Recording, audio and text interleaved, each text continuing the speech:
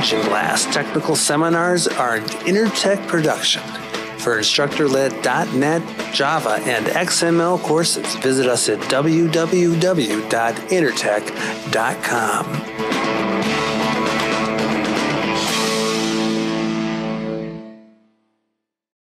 Okay, one quick note I wanted to mention now.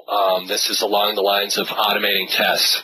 What you might notice is now we're doing something called UI testing, and the build runs as a service, and how do you expect me to automate a UI test when I'm running as a service, and the service doesn't have any access to your desktop?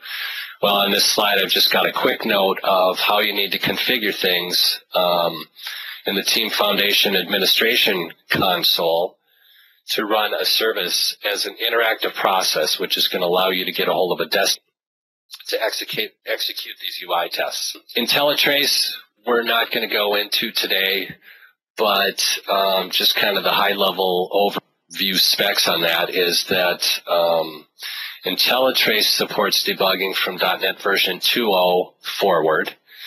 And kind of the really cool thing about this IntelliTrace is that it's kind of takes snapshots in time. So as a developer, oftentimes what you're doing is you're searching for this bug, and you're stepping through in Visual Studio and various points. While you're stepping, you have to decide if you want to step into or step over certain procedures. Well, it's inevitable when you step over a procedure that you've just missed the event that you were looking for.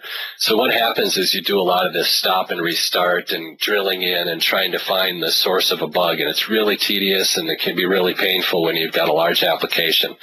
The cool thing about the IntelliTrace is it takes little snapshots in time for these configurable events. So what you can do is you pull up this IntelliTrace list, and it's got a list of all these events that is captured. One of the events it's going to capture is your exceptions. And in my case, I had an exception within an exception, so I could actually, in IntelliTrace, go and click on one exception. It would bring me to the line of code that was failing. I could go click on this other exception. It would bring me to that line of code that was failing.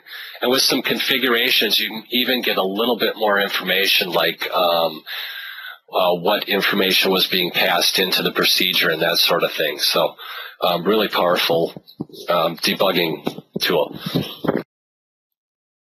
Okay, we got a question about importing, exporting Excel again. We'll put that on the end of things. Is anyone talking about load and web tests? Okay, we might give that. Well, let's quickly go into the coded UI test then. I'm just going to skip over this slide. It's talking about customizing the TFS process. Everything we've seen is the off-the-shelf Agile process, but there's tools and facilities to customize those processes yourself. As far as the lab management, the 2 slides on this is all kind of the traditional workflow. Is what you have is you build an application, you deploy your application, maybe you set up your default data and that sort of thing, then you run your tests. Get your test results, coder goes in, makes some changes, and you repeat the circle. Build it again, deploy it again. Time-consuming, painful. If you work hard, you can kind of script this using batch files or what's it called? Dumped it. The new scripting tool. Okay, so now with the lab management and build workflow, though, what's PowerShell? Thanks, Ryan. Now with the lab management, though, we can actually introduce a process more along the lines of building the application. You can automate the restoring of an environment to a known state, deploy an application. QA maybe sees a bug. They can take a snapshot of it during the running of the test. They can take a snapshot of the environment, include this as a part of the bug, and now the developer actually has the ability to go exactly to the environment with the exact data, the exact setup, everything all in place to be able to reproduce the bug, run a recording. You've got IntelliTrace. It's an incredible story as far as getting rid of those can't repeat the bug scenarios. Load testing, I mentioned, has been around for about 5 years. And quickly, let's just talk about the automation platform support here. What we see in the top box, the green box, is for the release to manufacturing. This is what's planned to be supported. You see the IE 7 and 8. You've got Windows Forms application, WPF 3.5+, MFC and Win32 applications. The little blue dot, if I could summarize, I'm just going to say that it works pretty well, but there's no ongoing work with it right now. So I think it's going to work pretty well, but you're going to get what you get. Now the second box here is RTM Plus. So sometime after release, there should be Firefox 3 support, Dynamics AX, SharePoint, Silverlight 3, so on and so forth. Now what you see down at the bottom, we'll call these the partner opportunities. These are things that there's no plans for Microsoft to do any work on automating these platforms at all. We do have one vote for web tests. Okay, so let's bounce back over to my development environment now, and I'm going to create a brand new test project. Okay, and the newest, coolest feature here that we want to take a look at is first I want to add a new coded UI test. Now, when you create a coded UI test, you've got two options. You can record actions, edit the UI map, and add assertions, or you can use an existing recording. So what the goal here is the QA group's working hard on creating all these semi-automated manual type tests. There's no sense in the developer having to repeat that when these action recordings are around. So what I'm going to do is I'm going to use an existing action recording. Oh gosh, sorry. Start her over. All right, we'll share my desktop. Bounce over to the development environment. What I've done is I've created a, let's close this. I've created a new test project. I'm going to go over here and I'm going to add a new coded UI test.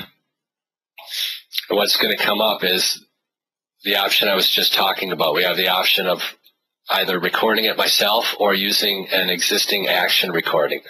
So I'm going to go ahead and leverage the work the QA's already done to create an action recording for me. And let's test this bottom one. Hopefully I've got a solid action recording on this. Hit OK. And what's going to happen is a whole bunch of code is going to be generated for me right now.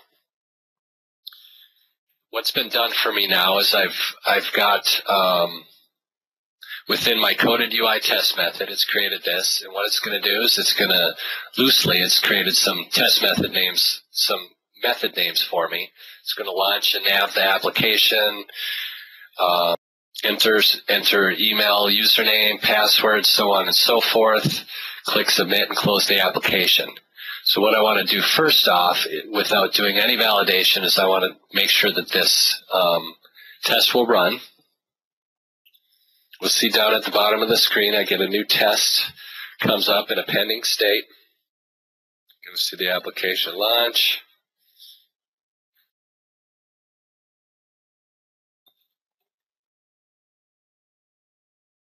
Sign in. Email, username, password, add something to the cart, and everything looks good, right? Perfect. So down here we see we've got a pass test result.